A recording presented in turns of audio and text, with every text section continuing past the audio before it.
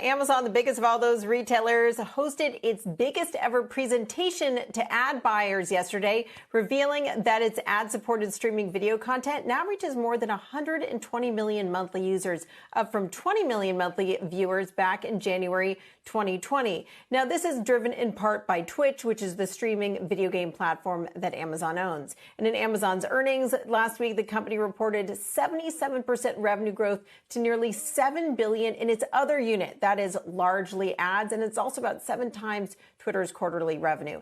And now Amazon is well positioned to keep on growing its ad business further, with Apple's operating system change prompting people to opt out of ad targeting.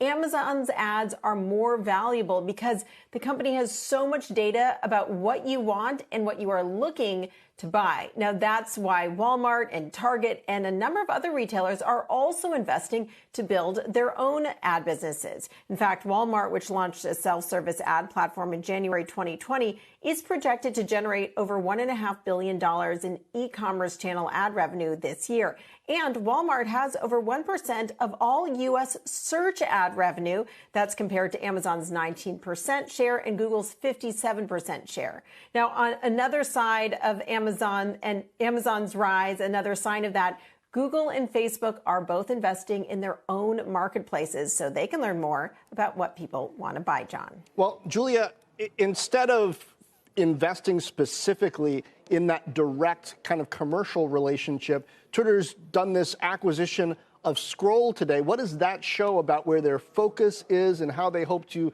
expand their market? Well, John, we've talked about Twitter so much in the past week, and I think what this really shows is they are diversifying away from reliance on advertising. We already saw them try to diversify away from reliance on brand advertising to direct response advertising. Direct response is more valuable these days. But now this new company that they bought is a subscription service to allow people to subscribe to get out of ads. They already have a subscription service for newsletters, and they're working on this super follow thing to let people pay to get access to special exclusive tweets. This is a company that really has ramped up its pace of innovation. We've talked about Twitter Spaces, which is their audio tool. They want to give people more chances to pay them to get access to the kind of content that they put on Twitter. Okay, so let's bring it full circle now.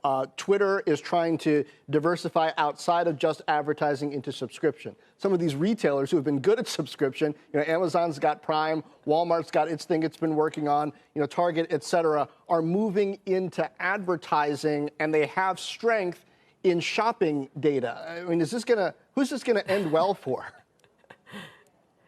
I think it's going to end well for Amazon. It's definitely already going well for them. And I think it's the companies with scale that always win, John, right? I mean, look at Facebook.